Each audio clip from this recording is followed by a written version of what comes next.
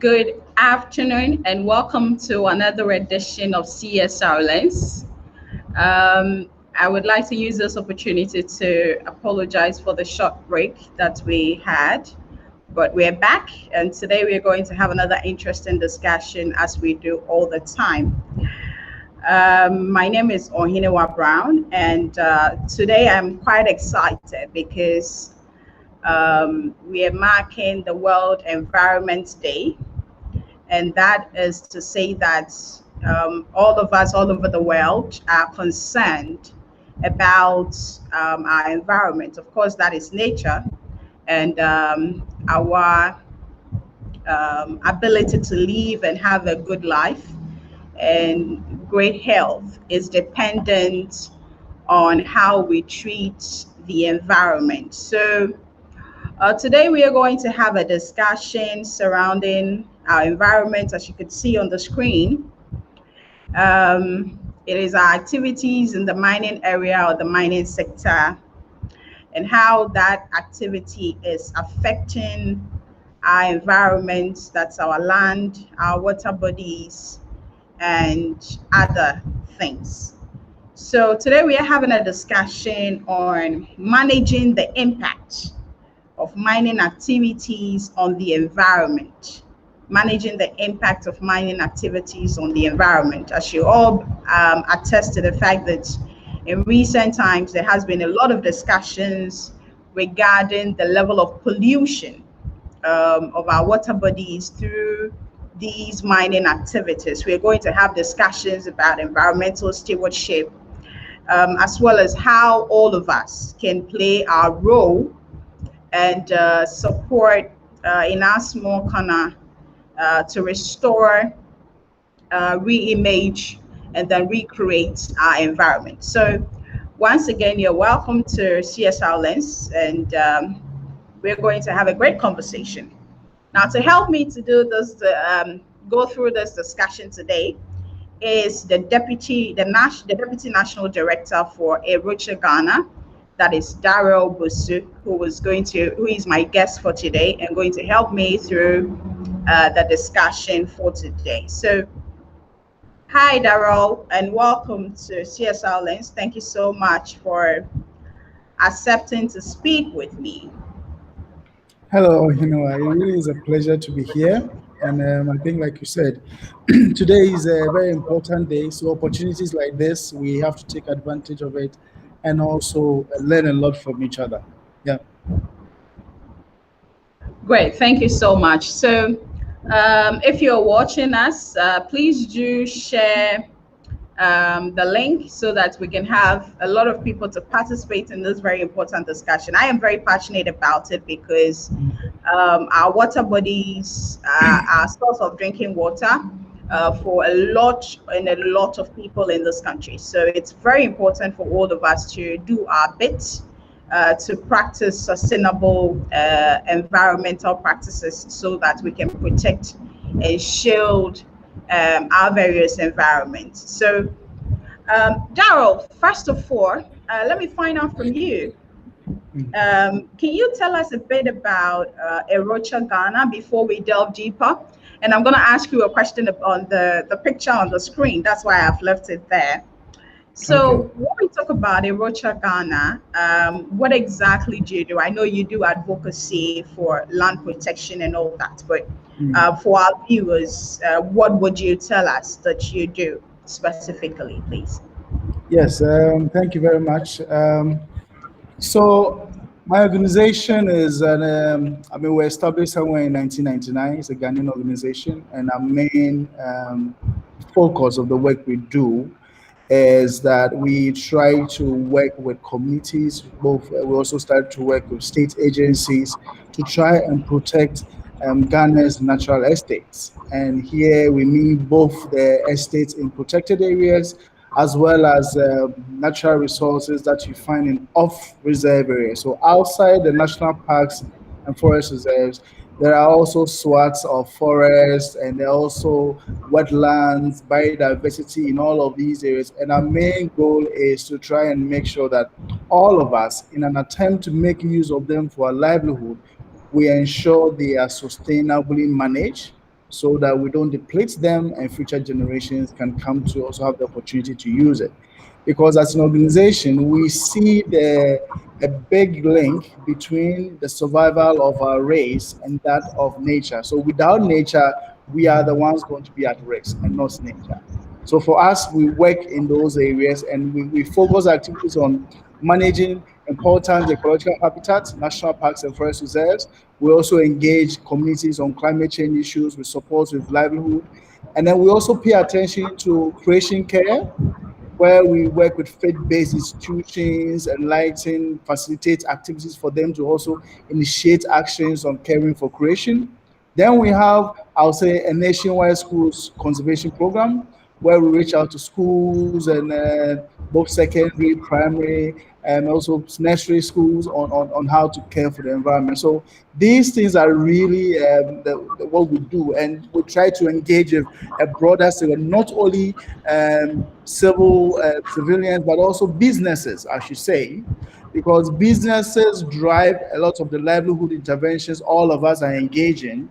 So if you are successful in engaging businesses to be responsible, then we believe that we can really achieve very strong, I'll say, outcomes in terms of securing an environment and also ensuring that we're able to meet our livelihood needs. So this is what we do as an organization, and we've been doing this from 3 landscapes in the north, in Ashanti region, and also in the eastern region. We have a head office in Accra, also sometimes working at national level on policy influencing and advocacy.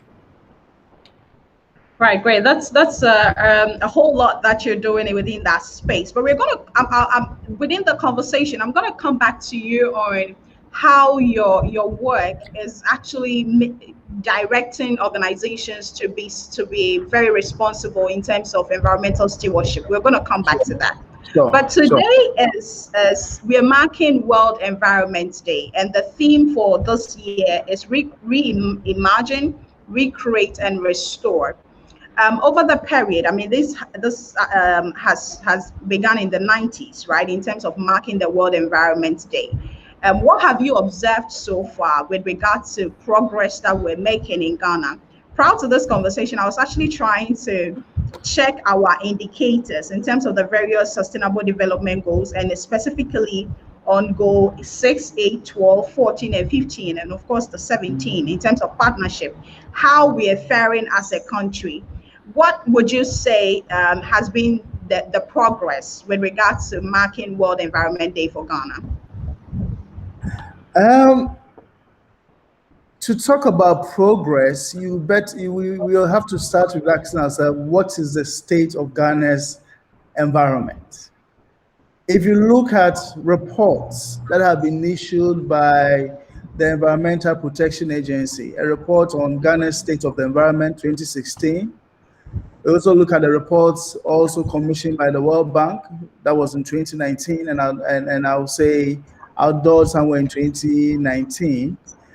If you look also at reports from the institutions like the Forestry Commission in terms of the state of Ghana's forest reserves and all of that, all of these reports have consistently indicated that Ghana's forest cover has been lost, has reduced significantly. That is one.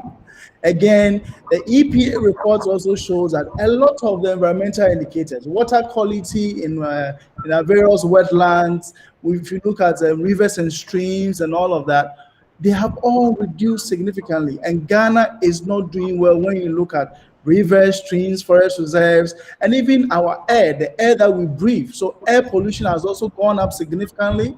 So to ask what is the state of the environment, this report tells us that in terms of environmental quality, the environment in Ghana is declining in terms of quality. And that for me is also a sign that we might be celebrating World Environment Day every year on the 5th of June. But in the last decade, there's been a decline in our forest cover. I mean, not too long ago, there was even a report that says that if you look at the whole sub-region, Ghana has the highest rate of deforestation, which was not good information for any country. So in terms of the environment and the current situation also with biodiversity laws, when you talk about the plants and animals in the world and all of that, the indications are not good.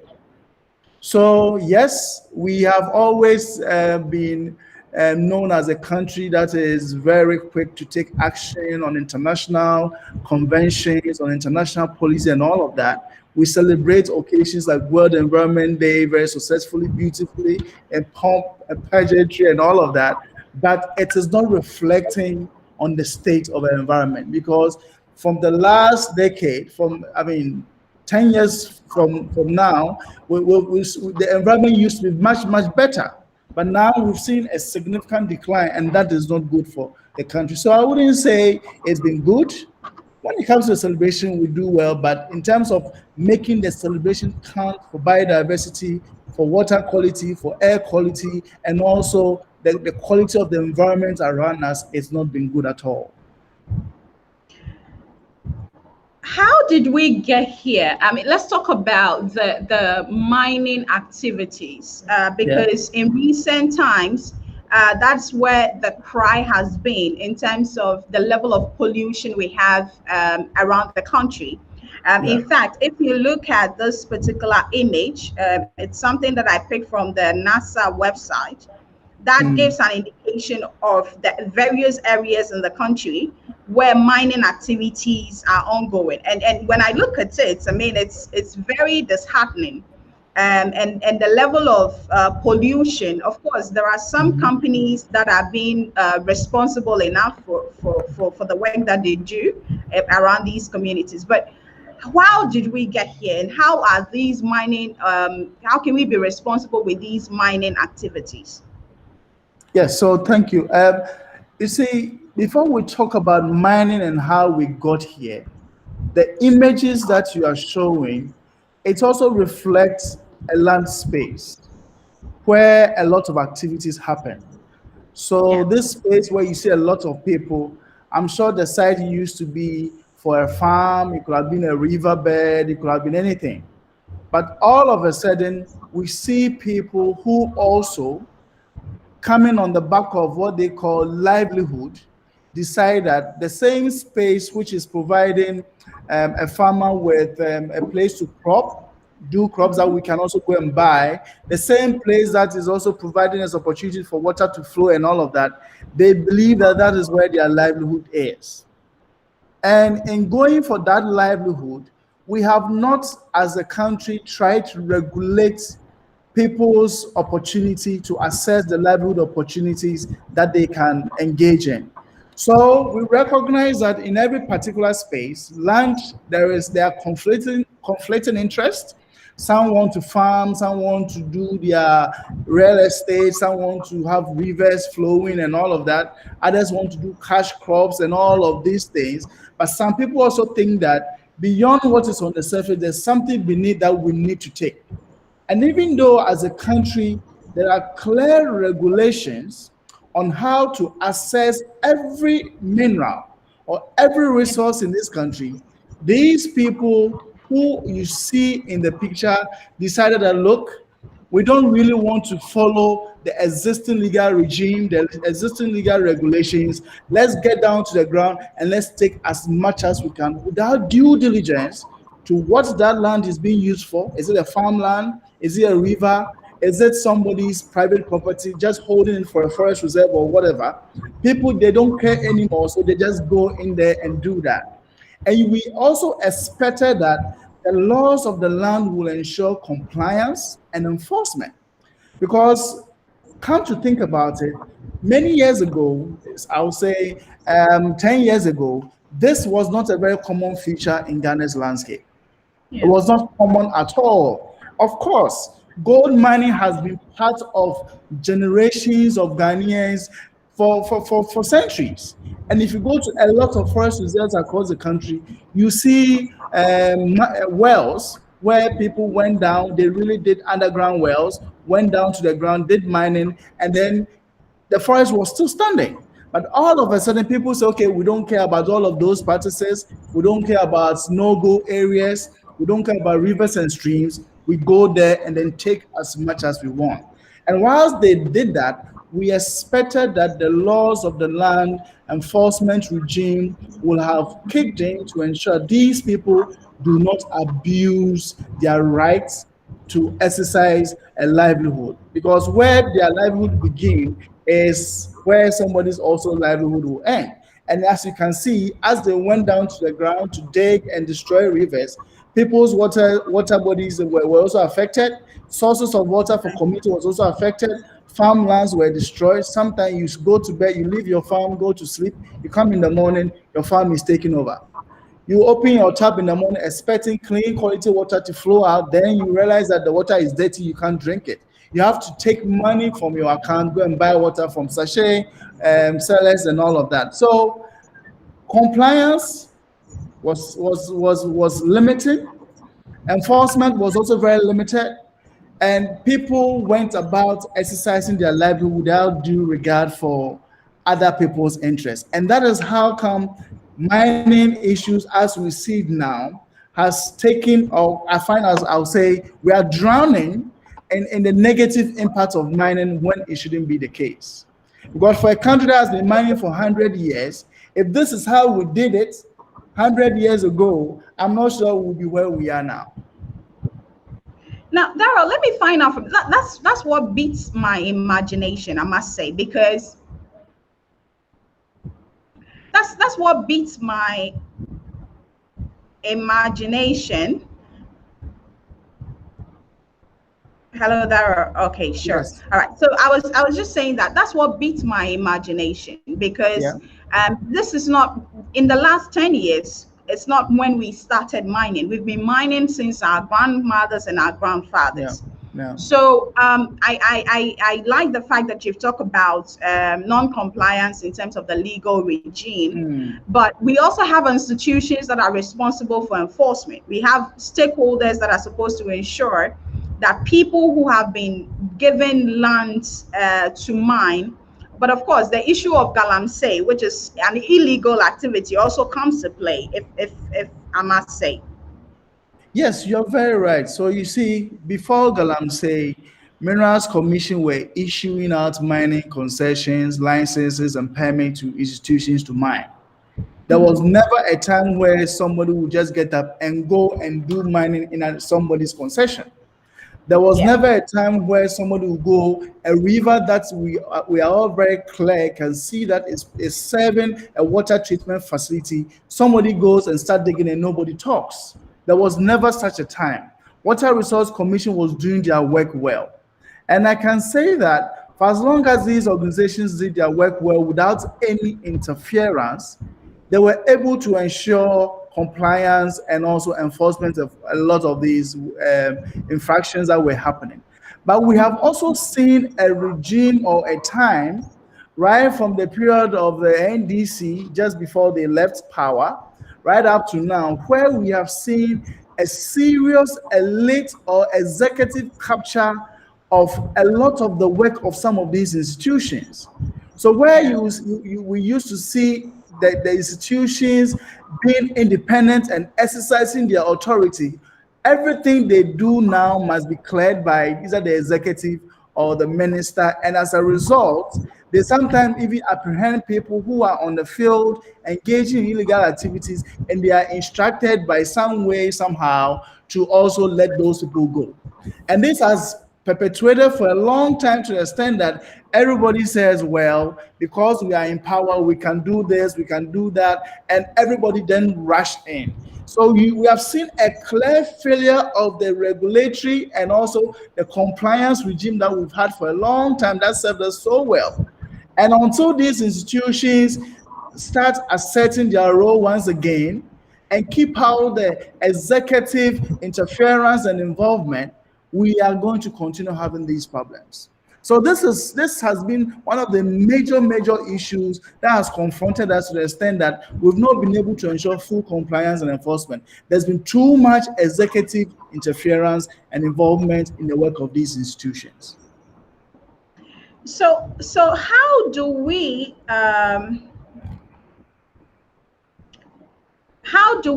handle this particular situation that we find ourselves in, especially for a country that has signed on to I'm sorry. So my question again, as a follow-up, is that how do we try as much as possible to move from this particular situation that we find ourselves in. Because for a country that has signed on to a lot of conventions, basically to protect our land, we've signed on to we've signed on to the Sustainable Development Goals, which talks about how we want to protect our environment.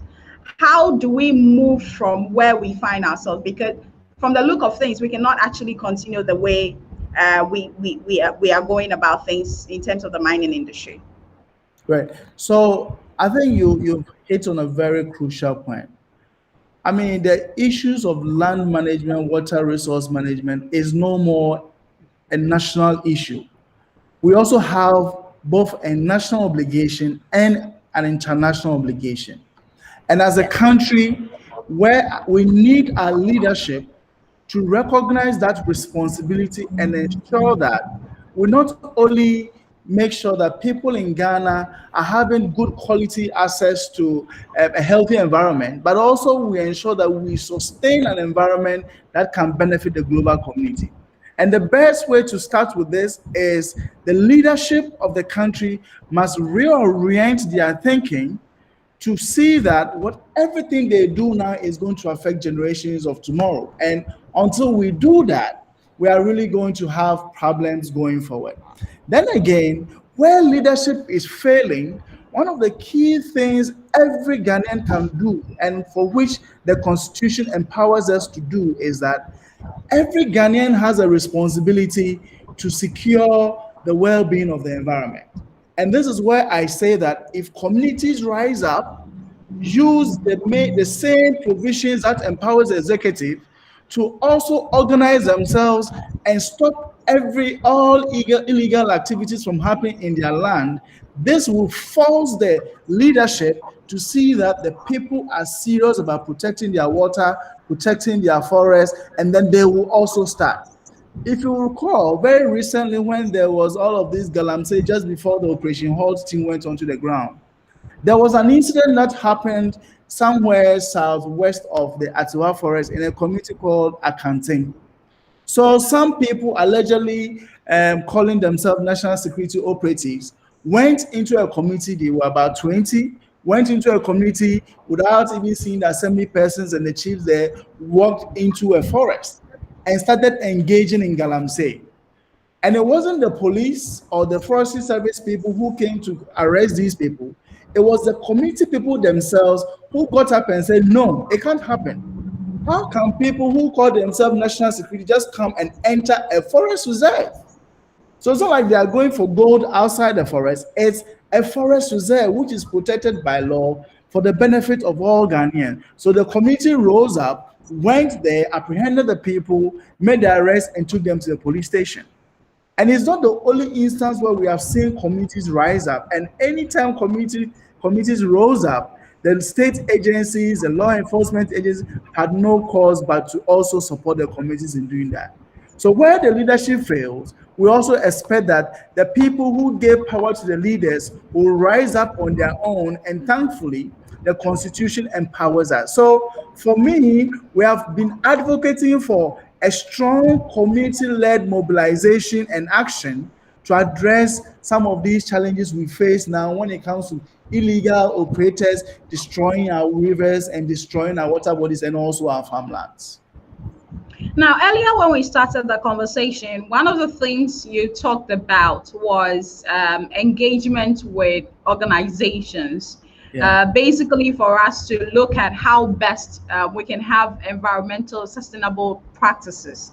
Now, what have been happening within that space in terms of the work that you've been doing with these organizations? Yes, so as I also indicated right from the beginning, everything we do, the food we eat, the clothing we wear, the water we drink, is made possible because somebody is running a business, turning the raw materials around and making sure that we can have access to it in a store or in a supermarket or somebody peddling something by the roadside. Now, we have seen that these same companies who are engaged in making sure we have access to some of these amenities and services could also be drivers of depletion, deforestation, and also pollution.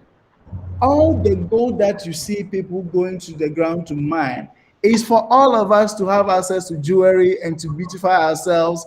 And also for some people, it's a reserve of wealth.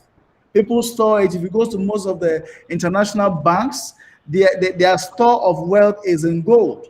So if companies start putting in place mechanisms to ensure that, look, as a company, I'm going to ensure no deforestation in my value chain. As a company, I'm going to ensure that there is no waste coming out of coming out of my value chain that goes to impact negatively on the environment. We believe that there's going to be a turnaround even in the way we consumers also think. And that is what we've seen elsewhere. We've seen an awakening of consumers asking for sustainable products and commodities. There are some people you meet who will not even eat, I would say, meat because they have seen the animal farms out there and how they are treated and all the pollution associated with it. And the same way, we've tried to bring this awareness, reorientation to the companies that we are engaging with. And the whole idea is for companies to build a culture of sustainability. And when we say culture of sustainability, we are thinking about even the business products you want to put out there for consumers to get. How are you thinking about producing that particular product? What processes does it go? Its use of energy, its use of water, even the people you work with in terms of people's welfare and all of that.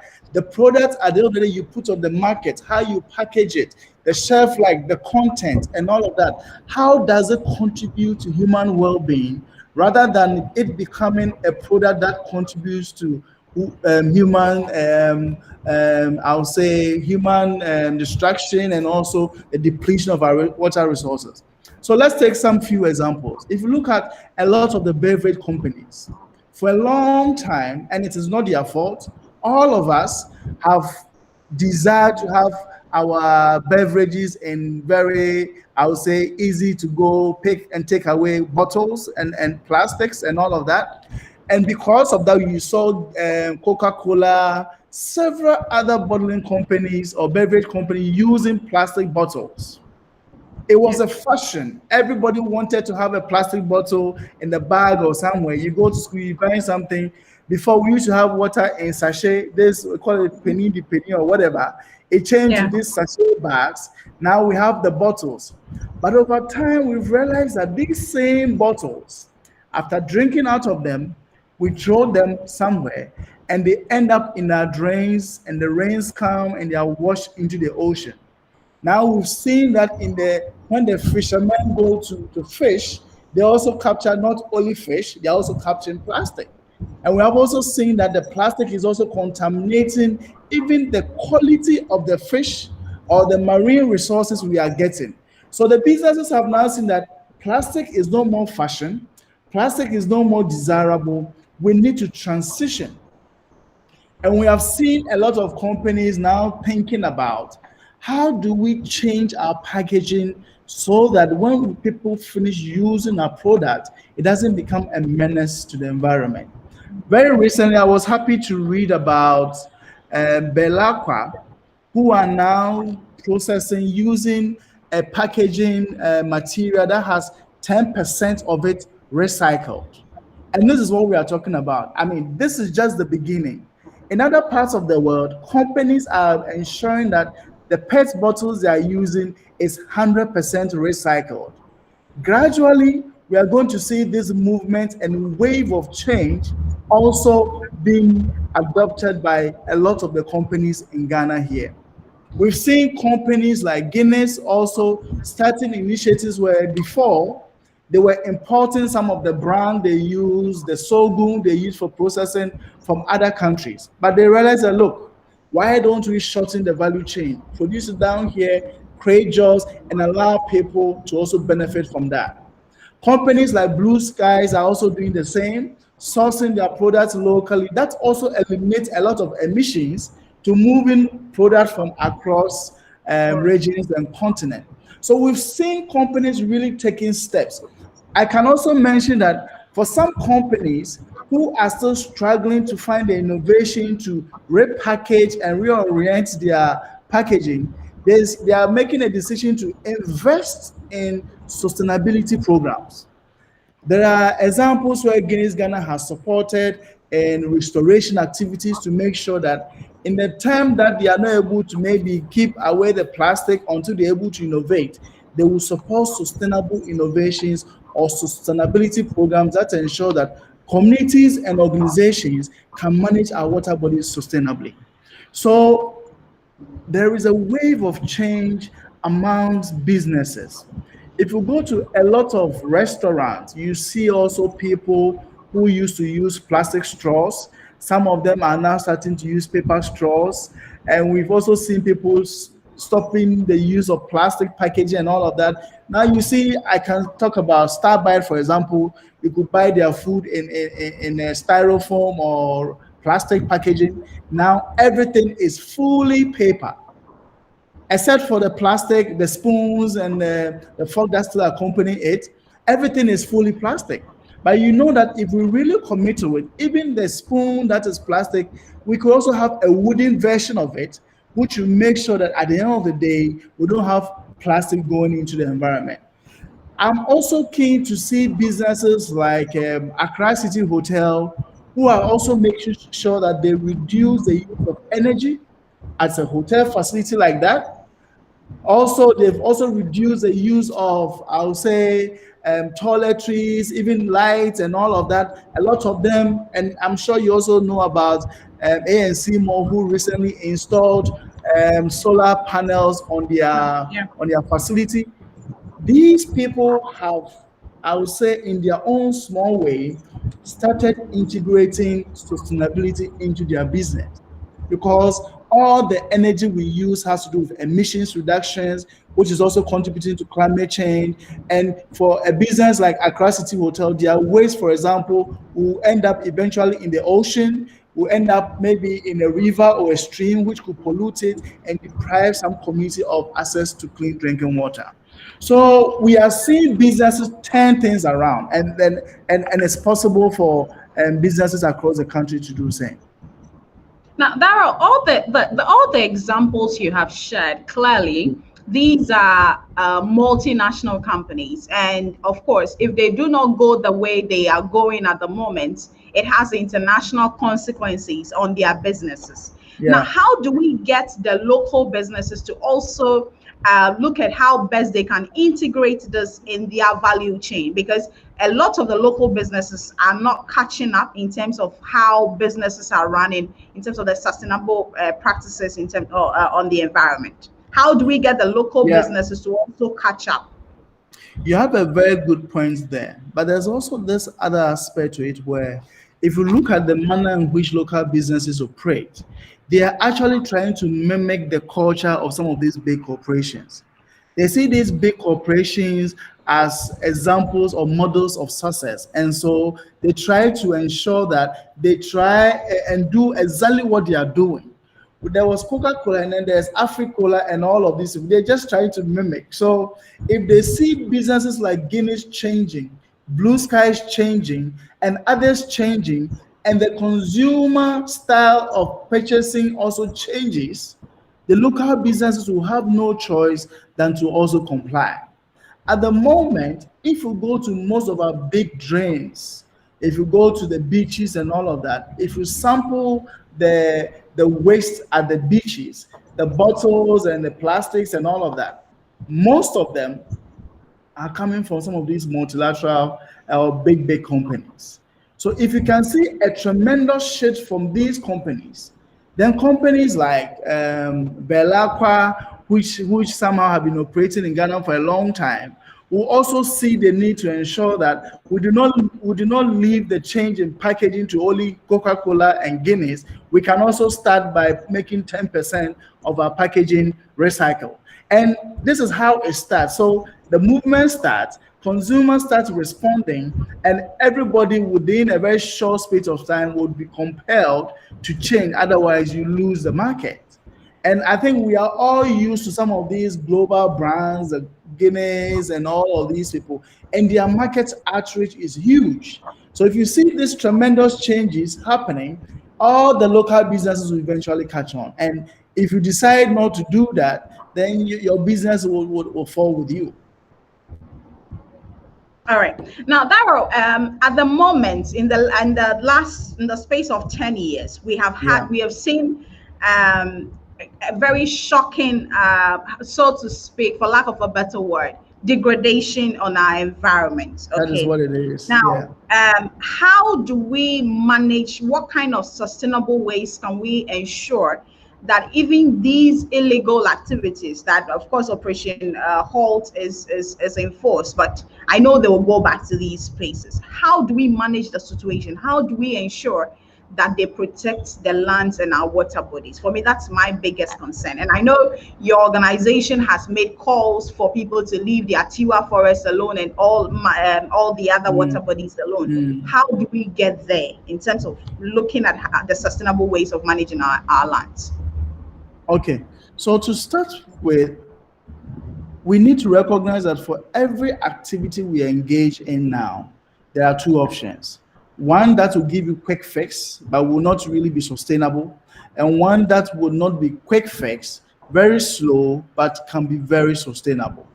So for the mining activities, for example, if you look at what is happening now, we lack serious or we lack a strong enforcement and compliance regime. It used to be there, it broke down.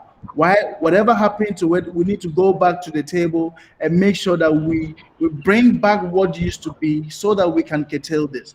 Again, mining can happen by the miners ensuring that they stay away from areas like rivers and streams, and that is how come if you have been observing the Operation Halt and the communication from the ministry and all of that, they declare certain areas in the country as no-go areas or what they call red zones.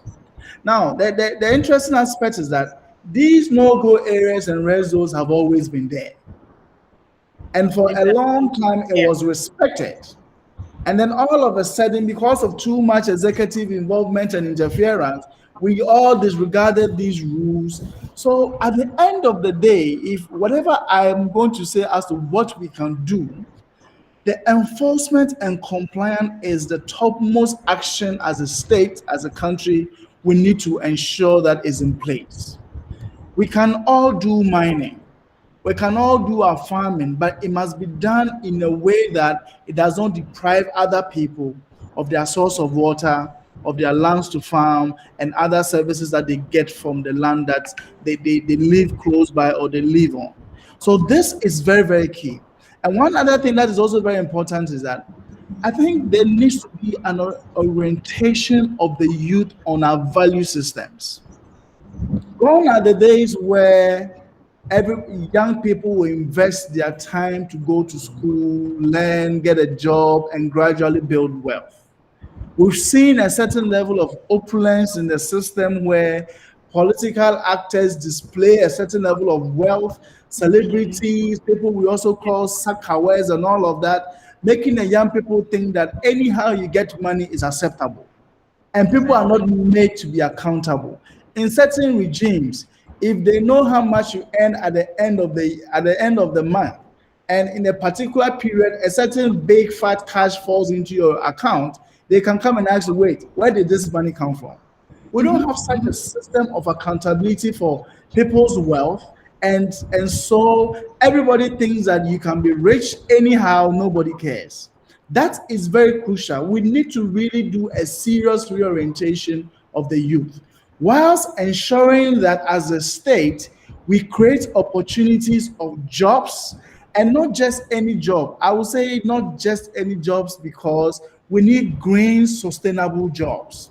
Jobs that will ensure that the forest will thrive, the rivers will not be polluted, and that we add value rather than destroy. So if you can put these mix in very, very well, because everything we're experiencing now is being built up as a result of a systematic failure of the system to educate people, educate the youth, and even some of our elderly people now, they might be chiefs or whatever, their their worldview of wealth is let's go and dig, let's go and mine somewhere. Their worldview of wealth is let's go and cut down a forest. Most of them were timber operators. So for them, extraction is the way to go. You get it? So until we get to a point where we see this system, leadership ensuring that they are staying out and allowing state institutions to work, the state institutions also ensure full compliance and enforcement of existing regulations. We also make people accountable, be they politicians, traditional authorities, or ordinary celebrities, for the wealth they have, and also make sure that we build a green, sustainable landscape for youth to get jobs to do. We are going to keep having these issues. We might be on the ground engaging communities, building their capacity to have access to jobs and all of that. But if the political will to make sure that wealth is properly accounted for and properly secured in terms of how people got that money, where they got the money from, and what activity they engage in, if we don't have that running, the communities will always run away. We've had an instance where you are engaging a community on a sustainable livelihood value chain activity or something. But because they realize that your activity, somebody will say in 2 months or 3 months, they will not get so much compared to what their colleagues who are in the pits are getting. They eventually stop attending your meetings and go to the pit. But if there was a system that makes it, untenable for anybody to be in the pit, but rather gives incentive for people who are doing sustainable livelihood like farming and all of that, nobody will find themselves in the pit. So the system needs to, it has to be a holistic approach. And until we do that, I mean, several organizations like mine will keep on reaching out to communities. We'll be telling them to stay strong, fight back, and all of that. But the system will still collapse. Okay. Now, what my question before we move on, let me just remind our viewers: if you just join us, we are having a discussion here on CSR Lens, basically looking at managing the impact of mining activities on our environment, and it's because today is World Environment Day, and the theme for the 2020 celebration is reimage, recreate, and restore. So how can we as a country reimage, recreate, and restore our environment and ensure that our activities is not going to continue to harm the environment in which we find ourselves? So this has been our conversation, and my guest today is Daryl Bosu, who is the Deputy National Director for Rocha, Ghana, helping me with this great discussion. All right. So Daryl, let me find out from you again. Yeah. What role does more corporate organizations, as well as I know you've talked a bit about the corporate organization aspect, but what role do NGOs have to play in ensuring that we all adhere or play our part in restoring and reimaging and recreating our environment as a country? Yes, we all have a role to play. I mean, as civil society organizations, our main mandate is to support government in achieving the development agenda we've set for ourselves. So, as organizations, we need to also continuously ensure that we remind government of the national development agenda, the need to ensure equity and inclusiveness of the process. And if government institutions are failing to play their role in ensuring sustainable land use systems, ensuring that there's full compliance and enforcement of regulations and laws, as well as the interference and involvement and in the work of independent institutions of the country, it is the role of CSOs to bring government to remind government of the need to go by the laws of the land in respect of how these institutions work. And interestingly, if you look at the laws of the land, every institution has a clear structure and function of what they're supposed to do. Forestry Commission, Minerals Commission, EPA, and all of these institutions, they have their clear roles. So what we can do as CSOs is to keep ensuring that we do advocacy, to remind these institutions of their core mandates, and also support these institutions when they come under attack from political interference, and then also involvement. Most of the time, when these institutions, we have political actors subverting their role or usurping their roles, I think CSOs stay back too much that we don't go to support these institutions. And this is some of the things we can do as institutions, as CSOs, to support institutions who are under stress from political interference. So it's a very key thing. Again, CSOs can invest a lot of our time and effort in helping communities identify and also realize or come to an understanding of their own responsibilities to securing the land and also making sure that every resource user on their piece of land is doing the right thing. And I think this is what a lot of us do at the moment, where we engage with communities. We also do a lot of advocacy. And in the case of Atiwa, as you mentioned, you've seen how we've been working seriously with government and also try to do a lot of advocacy, try to bring in the whole country to an awareness that we cannot lose that forest for whatever reason that will be put forward. Because the services of the forest in terms of giving water to over 5 million people cannot be compared to any singular forest estate in this country, and it's something that you do not joke with. So that is one of the key things we can do. Again, we can also continue to engage also with corporate entities. There is something that I observed in this whole mining issue that has been happening in this country. You ask yourself, who was funding it? And if you take a critical look at the microfinance, the financial breakdown, a lot of these financial institutions that also broke down when the NPP government took power in 2017. If you really go down to the ground and check who they were giving money to, a lot of these financial institutions were giving money to some of these mining companies. The small scale miners, they were buying gold and all of that. So immediately government says, stop galamsey. They were no longer getting the resources they were supposed to be getting. So they had a lot of bad debts in their books. They couldn't recover. And some of them, no doubt, collapsed as a result of some of these issues. So it is somehow connected. But somehow, CSOs, we didn't see all of these things happening. We were quiet. I'll say sometimes also we have been a bit timid in terms of taking on some of these issues when they crop up.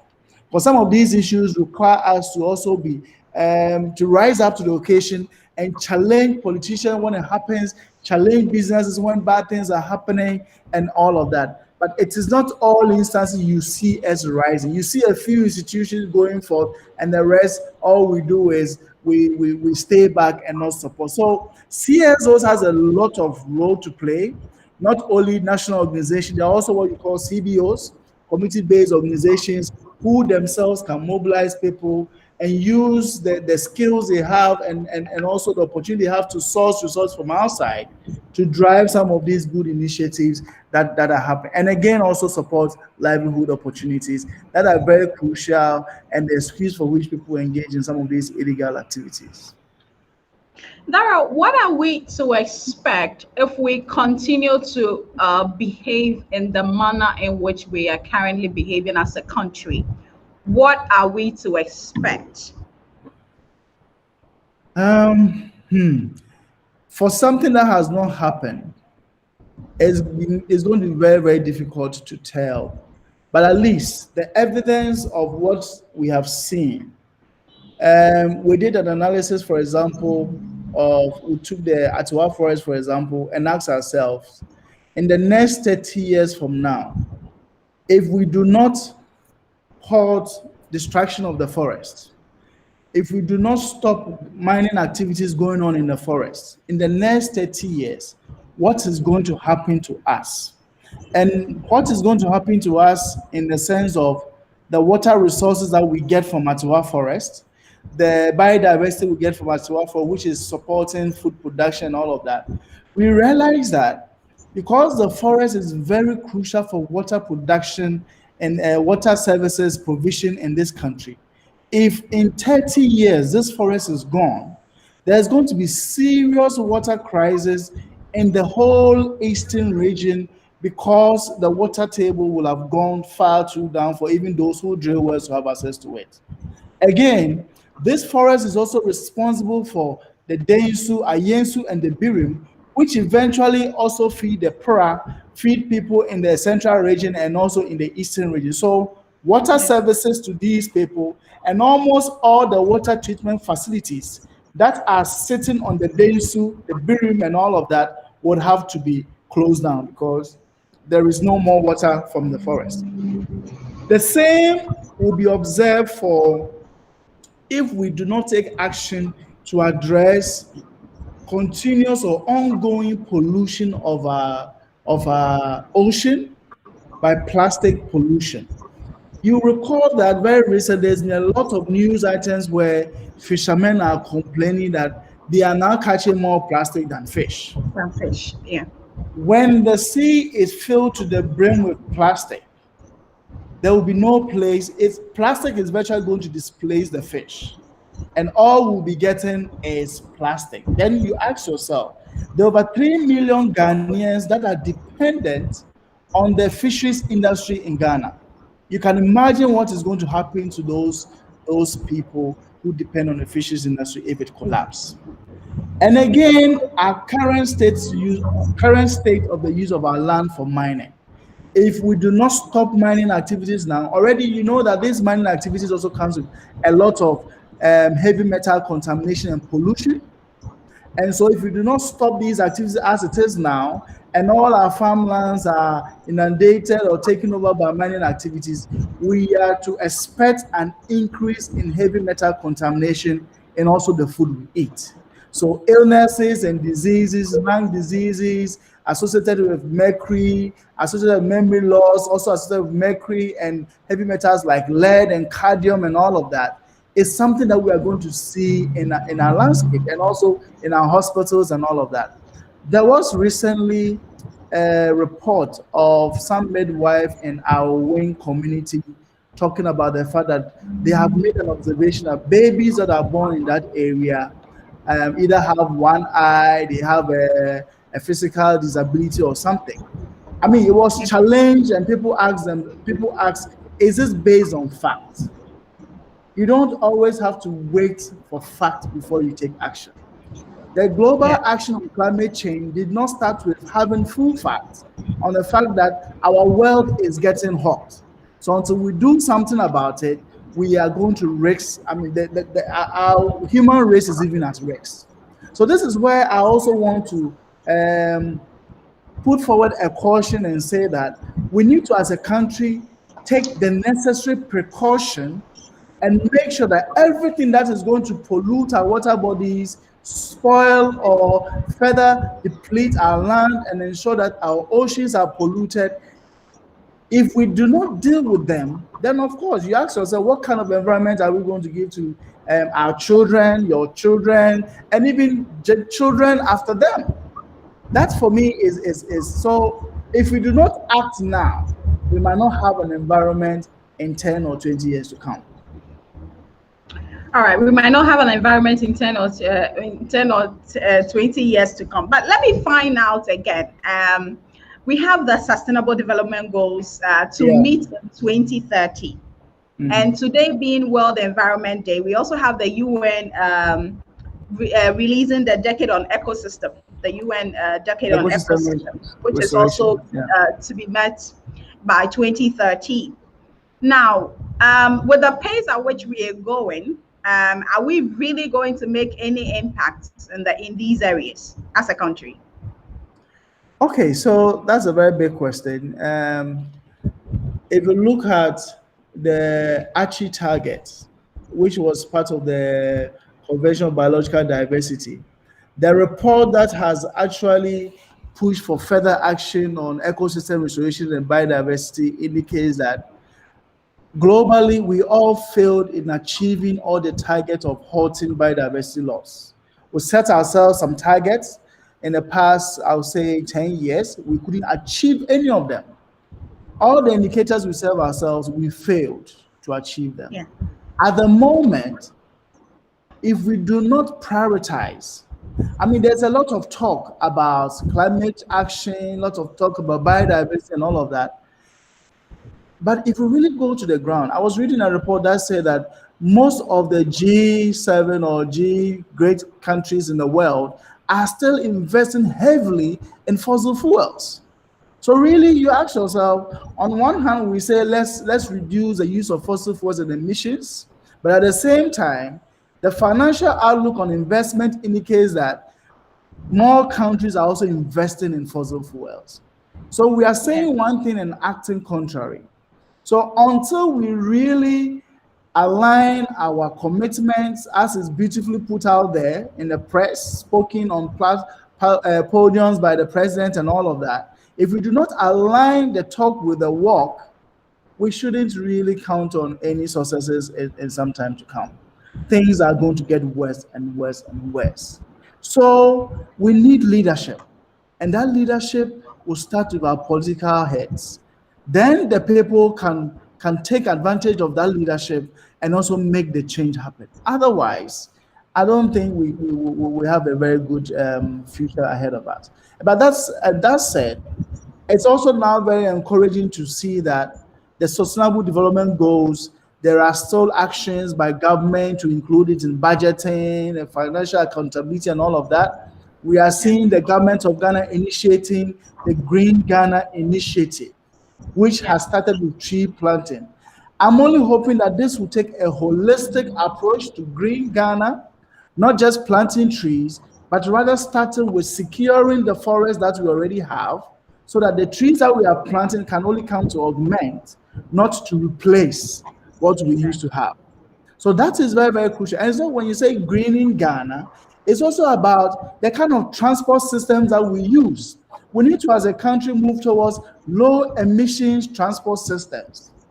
The government of Ghana says that they are developing a railway network across the country. If you take a critical look, you ask yourself, is a railway for passengers or for commodities? Then you realize that no, yeah, we're talking about railway, but in actual fact, the railway is for commodities rather than to ensure that there is improved transport or movement of people from one place to the other. Other countries have showed us that you can have very efficient and functional low emission transport systems. And I think as a country, we also need to start doing that.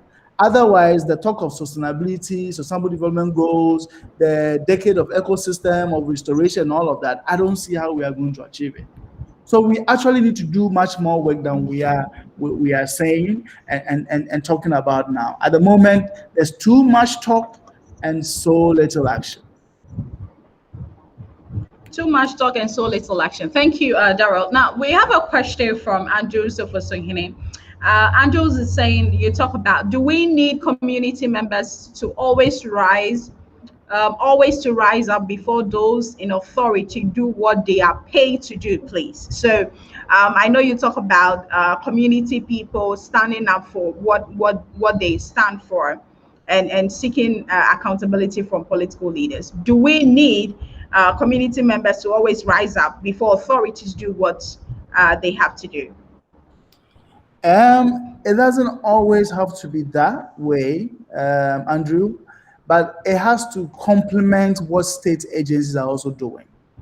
So I'm talking about a holistic system where communities are active and responsible and vigilant and hold government and state agencies or duty bearers to account, whilst at the same time making sure that they ensure that these agencies are also doing their work well.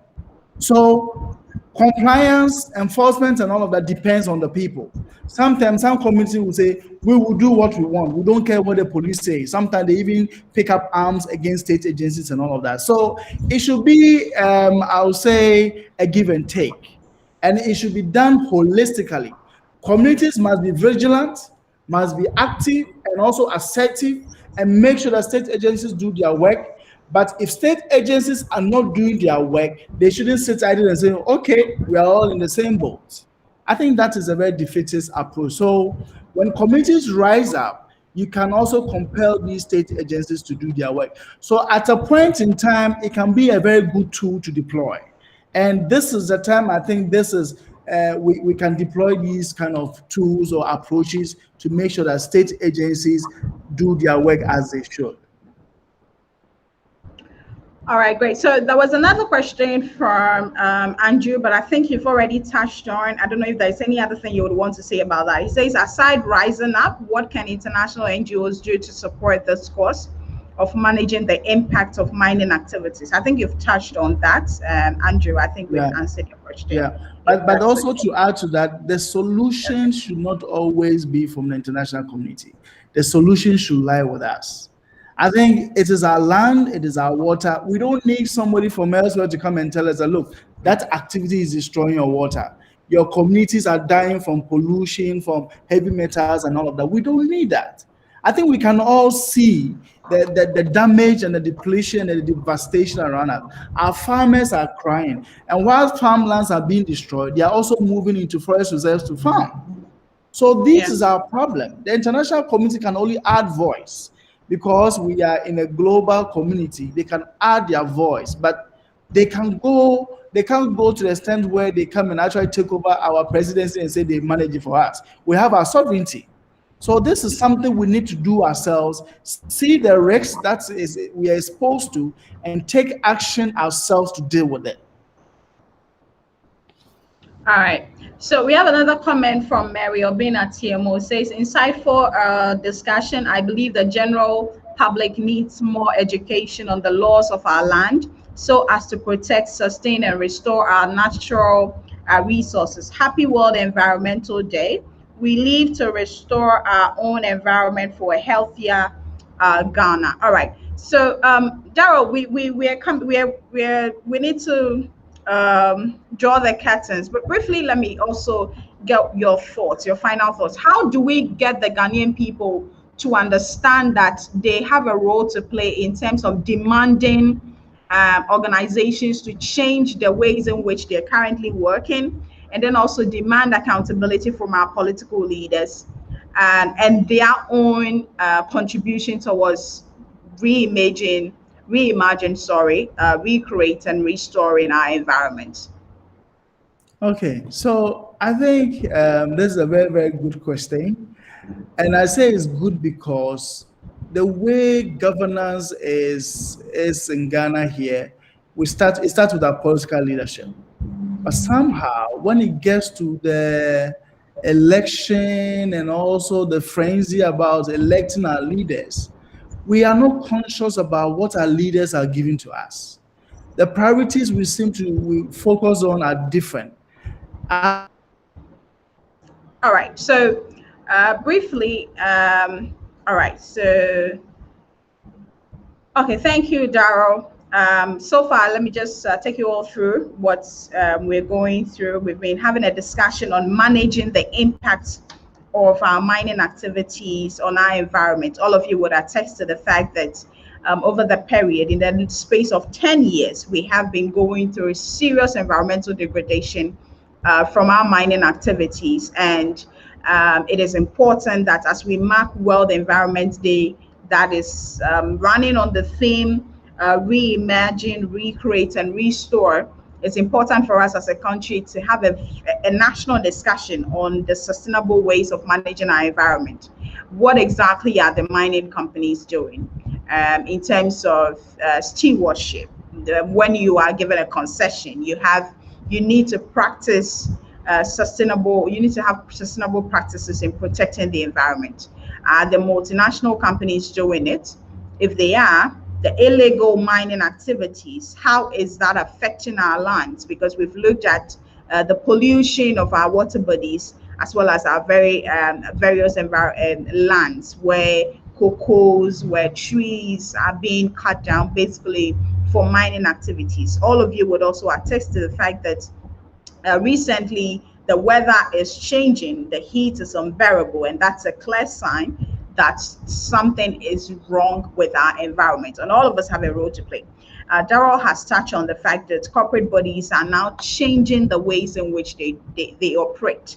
So some of them are changing their plastics, the use of plastic for their packaging. Others are also ensuring that even if they use it, it's in a very minimal way, so that the level of the trees that are used to produce these things are minimized.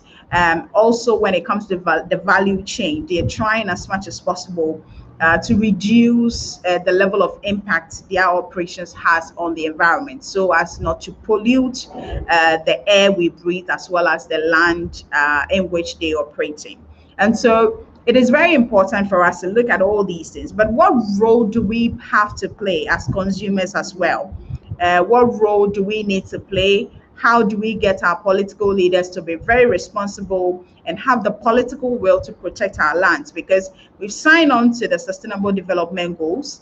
We are part of the process. We need to ensure that by 2030, our environment is protected and we are able to meet the goals, SDG goal 6, SDG goal 7, 12, 13, as well as 14 and 15, which actually talks about clear water and sanitation, affordable and clean energy, responsible consumption and protection, production, I beg your pardon, climate change, life below water, and then life on land. So, hi, Daryl, you're back. Thanks so much. No, that's fine. That's fine. All right. So you can go ahead with your submission, please. Yes, so as I was saying, we need to really ensure that we can have an approach that will also ensure that communities, civil societies, when we are even electing our leadership, we pay attention to some of these people who we elect. I recall during the election and not too long ago, we tried to get people to pay attention to environmental sustainability issues and all of that. But it's still a very gray area in Ghana. In certain countries, they look at voting for green parties and all of that. This is also very, very important.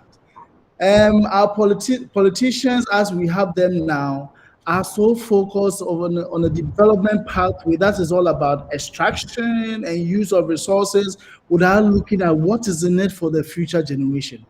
And until we start making that a priority in our political discourse, this problem is going to keep happening. We need to have leadership who would reimagine another future or a development pathway that will not look at destroying forests, that will not look at turning the land for the gold and the bauxite, because there are several countries around the world who have developed without necessarily going for the minerals in their lands or destroying the forests that they have. And I think we can learn from all of these people. We need to recreate some of the things that we think are the pathways for development. We need to shift our mindset and also start looking at the same way as we see companies turning from plastic packaging to other biodegradable PET bottles and all of that.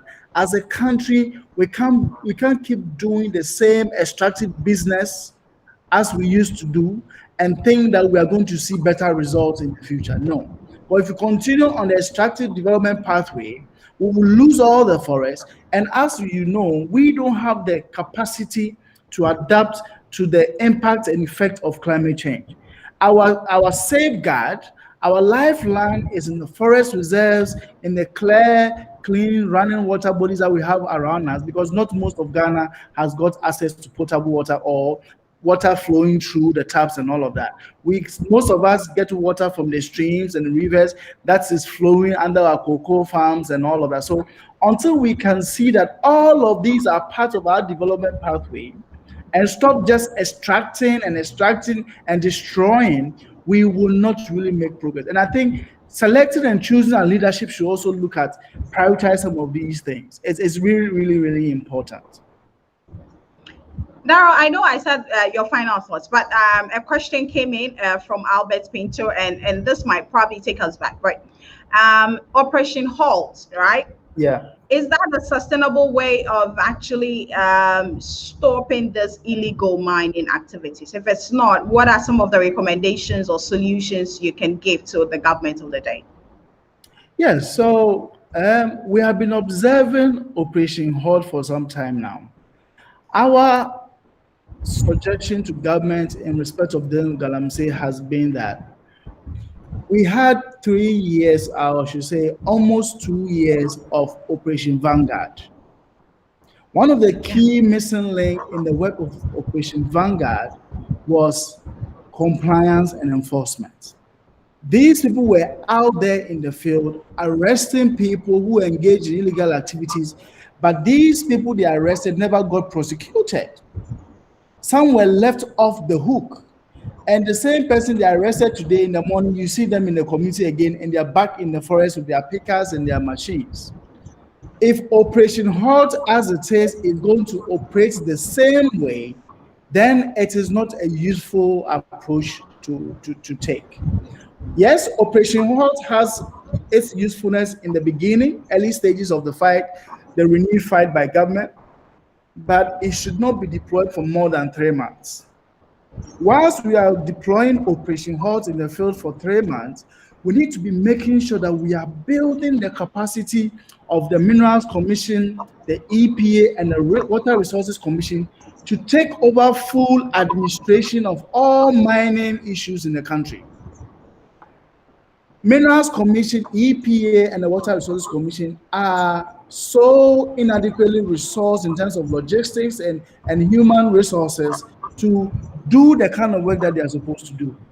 So we are giving so much resources to these military people. We gave so much resources to Vanguard.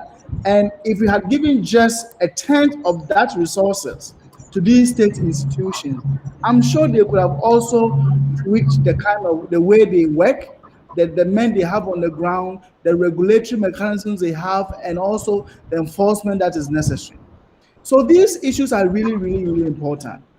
Government should also, in its show of commitment to Galamsey, addressing Galamsey, should ensure that they should never interfere and involve themselves in matters relating to mining activities.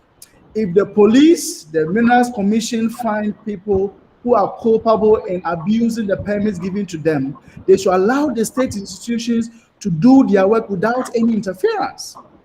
And until that happens, I don't think we will still make progress.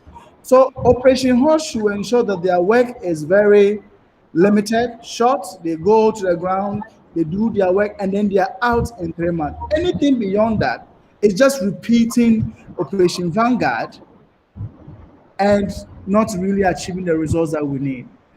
If the arrests that are made by Operation Halt goes through prosecution, and the people are fined or imprisoned for the crimes that have been perpetrated, because right now, as a country, we have one of the most punitive laws when it comes to illegal mining activities from Act 995. Yeah. We have seen that. Even the whole idea to burn excavators is not even in line with Act 995. So here is a case, a government says, I'm committed to addressing Galamsey, but the same government is not committed to the rule of law that will ensure that what needs to be done by state institutions are done. And the law says that if any equipment is confiscated in mining, it should be confiscated to the state, not burnt on site. So in the first place, we have abused our own rule of law. And it's unfortunate this is how we started it. So we say that let government respect the rule of law, ensure full enforcement of our laws by the agencies, Minerals Commission, EPA, and the police, as well as the Water Resource Commission, and then make sure that when people are arrested, they are also prosecuted. We can then go onto the ground and ensure that all the devastation that has happened, we can use that also as a form of job creation and ensuring restoration of the land, bringing back the land, very much in line with also the decade of ecosystem restoration. I think we've done too much damage to the land. We need to now really restore all that has been destroyed. We have no excuse. Every action from now on should be about restoration. We need to restore the capacity and institutional powers of EPA, Minerals Commission, Water Resource Commission. We need to restore their powers to them. We need to restore their powers to the district assemblies to do their job as is expected. We need to restore their powers to the police to also do their job and ensure compliance without interference. Until we do that, The continuous interference of the job done by these institutions, by political actors, will continue to undermine our ability to ensure the rule of law. And these activities will just keep on happening, and it will become a vicious cycle over and over again. We don't want that. All right, we don't want that. Thank you so much, Daryl. We've gone a little bit over our time for today. Okay. It's been a great conversation. I think we need to have a part 2 of this conversation because there are a lot in there that we need to espouse and explore. Basically, to get our sensitization ongoing, to get the Ghanaian people understand that they also have a role to play in re-imaging, recreating, and restoring our lands. Because, I mean, you go to some homes and they keep cutting trees that are basically creating shed for people. And because we seem not to understand the important role these trees actually plays for us in terms of our well-being as human beings as well. So thank you so much, Daryl. I'm very grateful. Pleasure. To Andrews Ofosuhene and Alberto, as well as Mary Obina TMO, and every other person who joined the conversation. I'm grateful for your time. We need to have a part 2 of this discussion, bring in some corporate organizations who are doing their bit within that area. The GRIPE, for instance, GRIPE, that has a lot of corporate organizations under their umbrella that's doing fundamental, a great job in that area as well. So this is where we end the conversation on CSR Lens here on managing the impact of mining activities on our environment as we mark World Environment Day.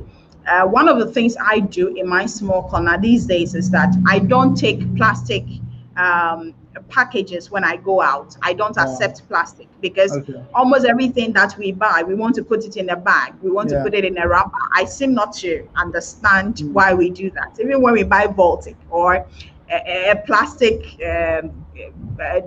how do I put it? We buy something in plastic. We still want to put it in a rubber bag. It doesn't make any sense to me. And so I think all of us can start from somewhere.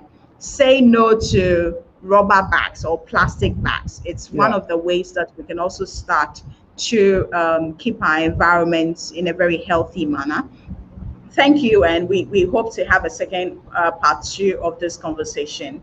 My name is Okinwa Brown, and this has been CSR Lens. Do have a good evening, and try as much as possible in your own way to protect the environment that we live in. Do have a good evening, and bye for now.